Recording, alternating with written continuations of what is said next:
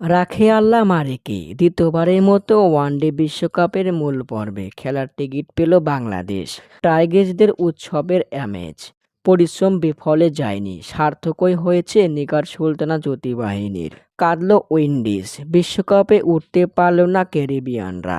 গত বছরের শেষের দিকে উইন্ডিজ নারী দলের বিপক্ষে 3 ম্যাচের ওয়ানডে সিরিজে বিধ্বস্ত হয়ে বিশ্বকাপ বাছাই পর্ব খেলতে হয় টাইগার্সদের। বাছাই পর্বে দুর্দান্ত পারফর্ম করে বাঘিনীরা। টানা হ্যাটট্রিক জয়ে বড় সুখবর দিয়েছিল আইসিসি।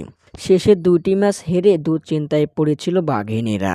19শে এপ্রিল শনিবার দিনের এক প্রান্তে পাকিস্তানের বিপক্ষে 7 উইকেটে বড় ব্যবধানে হেরেছিল বাংলাদেশ। অপর প্রান্তে কঠিন সমীকরণে বিশ্বকাপের ওঠার লড়াইয়ে থাইল্যান্ডের বিপক্ষে মাঠে নেমেছিল ক্যারিবিয়ানরা। থাইল্যান্ডের দেওয়া 167 রান ক্যারিবিয়ানদের তুলতে হতো 10 ওভার 1 বলে, কিন্তু তারা পারেনি। সেটা তুলেছে 3 উইকেট হারিয়ে। 10 রান পিছিয়ে পড়ে ক্যারিবিয়ানরা।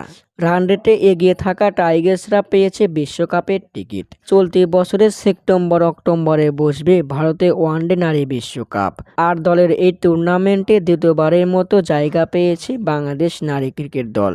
এখন দেখার পালা বিশ্বকাপে কেমন পারফর্ম করে লাল সবুজ জার্সির প্রতিনিধিরা।